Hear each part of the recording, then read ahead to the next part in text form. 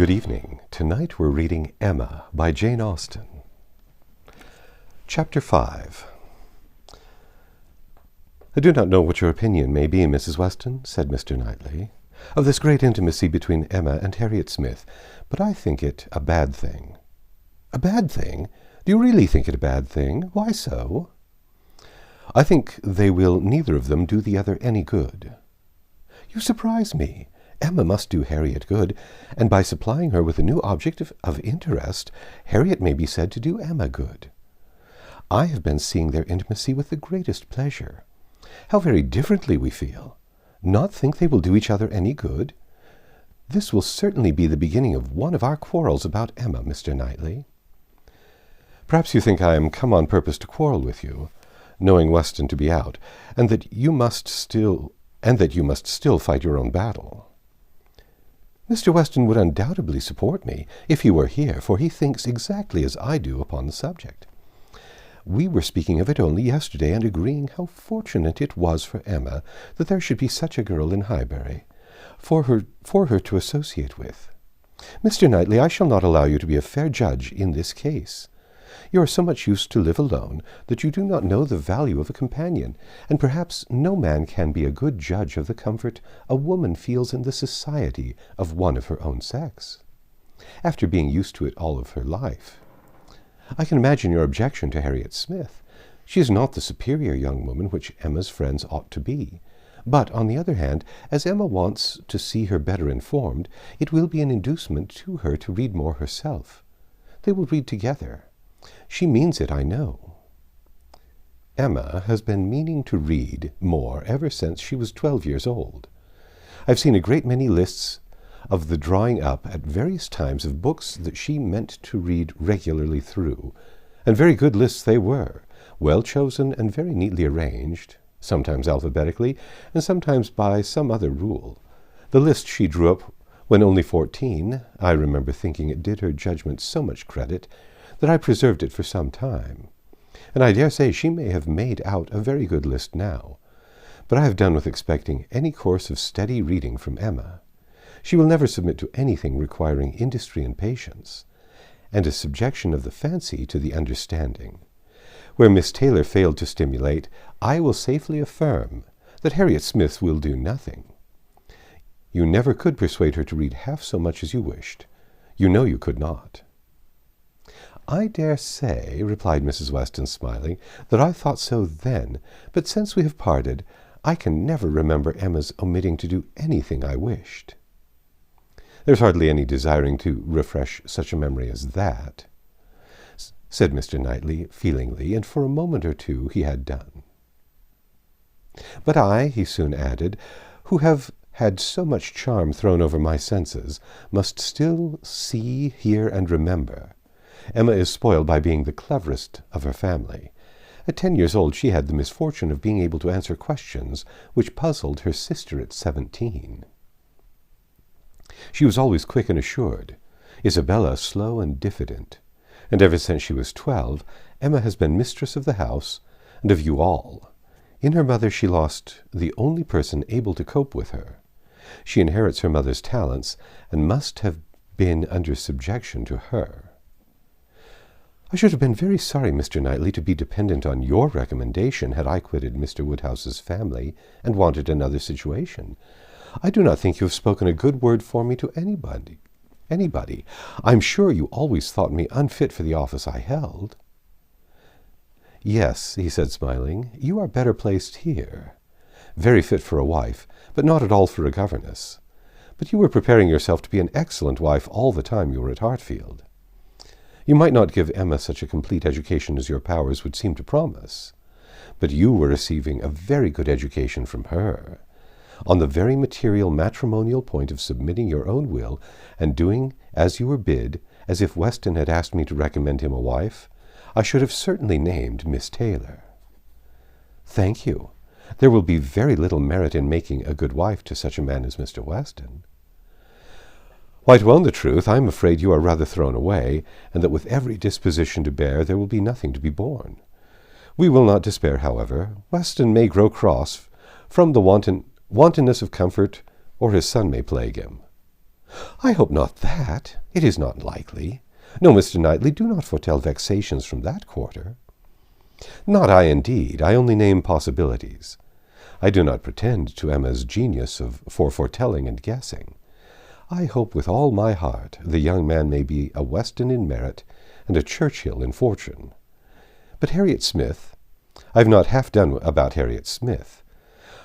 I think her the very worst sort of companion that Emma could possibly have. She knows nothing herself, and looks upon Emma as knowing everything. She is a flatterer in all her ways, and so much the worse, because undesigned.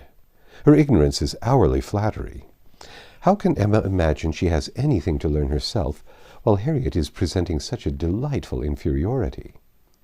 And as for Harriet, I will venture to say that she cannot gain by the acquaintance. Hartfield will only put her out of conceit with all other places she belongs to. She will grow just refined enough to be uncomfortable with those among whom birth and circumstance have placed her home. I am much mistaken if Emma's doctrines give any strength of mind, or tend at all to make a girl adapt herself rationally to the varieties of her situation in life. They only give a little polish.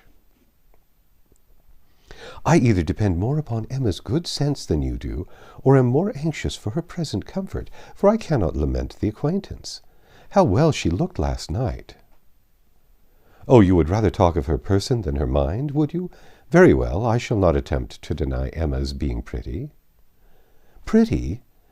Say beautiful, rather. Can you imagine anything nearer perfect beauty than Emma altogether, face and figure?" "I do not know that I could imagine, but I confess that I have seldom seen a face or figure more pleasing to me than hers. But I am a partial old friend." "Such an eye, the true hazel eye, and so brilliant, regular features, open countenance and a complexion. Oh, what a bloom of full health, and such a pretty height and size, such a firm and upright figure. There is health not merely in her bloom, but in her air, her head, her glance. One hears sometimes of a child being the picture of health. Now Emma always gives me the idea of being the complete picture of grown-up health. She is loveliness herself, Mr. Knightley. Is not she?" "I have not a fault to find with her person," he replied. "I think her all you describe. I love to look at her, and I will add this praise, that I do not think her personally vain. Considering how very handsome she is, she appears to be little occupied with it. Her vanity lies another way. Mrs. Weston, I am not to be talked out of my dislike of her intimacy with Harriet Smith, or my dread of its doing them both harm." "And I, Mr. Knightley, am equally stout in my confidence of its not doing them any harm. With all dear Emma's little faults, she is an excellent creature. Where shall we see a better daughter, or a kinder sister, or a truer friend? No, no, she has all qualities which may be trusted. She will never lead any one really wrong. She will make no lasting blunder. Where Emma errs once, she is in the right 100 times. "Very well. I will not plague you any more. Emma shall be an angel, and I will keep my spleen to myself till Christmas brings John and Isabella. John loves Emma with a reasonable, and therefore not a blind affection, and Isabella always thinks as he does, except when he is not quite frightened enough about the children. I am sure of having their opinions with me. I know that you all love her really too well to be unjust or unkind, but excuse me, Mr. Knightley, if I take the liberty. I consider myself, you know, as having somewhat of the privilege of speech that Emma's mother might have had, the liberty of hinting that I do not think any possible good can arise from Harriet Smith's intimacy being made a matter of much discussion among you. Pray excuse me, but supposing any little inconvenience may be apprehended from the intimacy, it cannot be expected that Emma, accountable to nobody but her father, who perfectly approves the acquaintance, should put an end to it, so long as it is a source of pleasure to herself. It has been so many years my province to give advice, that you cannot be surprised, Mr. Knightley, at this little remains of office." "Not at all," cried he. "I am much obliged to you for it. It is very good advice, and it shall have a better fate than your advice is often found, for it shall be attended to. Mrs. John Knightley is easily alarmed, and may be made unhappy about her sister. Be satisfied, said he. I will not raise any outcry. I will keep my ill humour to myself. I have a very sincere interest in Emma. Isabel does not seem more my sister, has never excited a greater interest perhaps hardly so great. There is an anxiety, a curiosity in what one feels for Emma. I wonder what will become of her. So do I, said Mrs. Weston gently, very much. She always declares she will never marry, which of course means just nothing at all, but I have no idea that she has yet ever seen a man she cared for. It would not be a bad thing for her to be very much in love with a proper object. I should like to see Emma in love, and in some doubt of a return. It would do her good, but there is nobody hereabouts to attach her, and she goes so seldom from home. There does, indeed, seem as little to tempt her to break her resolution at present, said Mrs. Weston, as can well be, and while she is so happy at Hartfield, I cannot wish her to be forming any attachment which would be creating such difficulties on poor Mr. Woodhouse's account. I do not recommend matrimony at present to Emma, though I mean no slight to the state, I assure you. Part of her meaning was to conceal some favourite thoughts of her own and Mr. Weston's on the subject as much as possible. There were wishes at Randalls respecting Emma's destiny, but it was not desirable to have them suspected, and the quiet transition which Mr. Knightley soon afterward made to "What does Weston think of the weather? Shall we have rain?" convinced her that he had nothing more to say or surmise about Hartfield. That's the end of Chapter 5. Come back tomorrow and we'll read Chapter 6.